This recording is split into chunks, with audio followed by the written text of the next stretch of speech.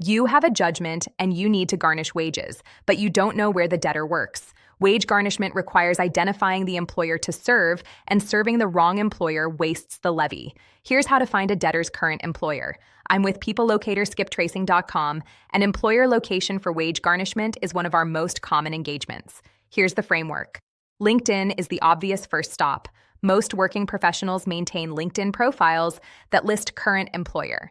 Even people who don't actively use LinkedIn often have profiles from years ago that show their employment history. The current employer is usually at the top. Other social media reveals employers indirectly. Facebook profiles, Instagram bios, Twitter profiles, and similar sources often list workplace or are connected to workplace pages. Google searches with the debtor's name plus their city often surface mentions in news articles, professional publications, business websites, or online directories that list the employer. State licensing boards are powerful for licensed professionals.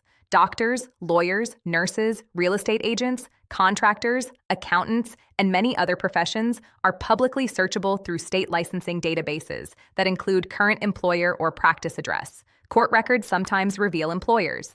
Civil filings, divorce records, and other court documents often list employer information for income calculations or service of process. The debtor's exam, supplementary proceedings, compels disclosure of employer under oath. This is the most direct route. Failure to comply is contempt of court. Tax refund interception programs, the Treasury offset program, and equivalent state programs can sometimes provide employer information through the offset process. Prior addresses lead to neighbors, who often know workplaces. Investigators have used this technique for decades. Vehicle registrations, voter registrations, and other public records that show occupation sometimes provide employer information directly. For self-employed debtors, the analysis is different. The debtor's customers and accounts receivable become the wage equivalent, reachable through third-party levies. Independent contractor status is increasingly common. A debtor classified as a 1099 contractor isn't subject to traditional wage garnishment, but their receivables can be reached.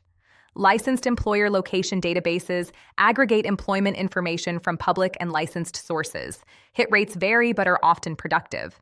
For professional asset searches and employer location services, visit peoplelocatorskiptracing.com. 20 years of helping creditors find what they need for wage garnishment.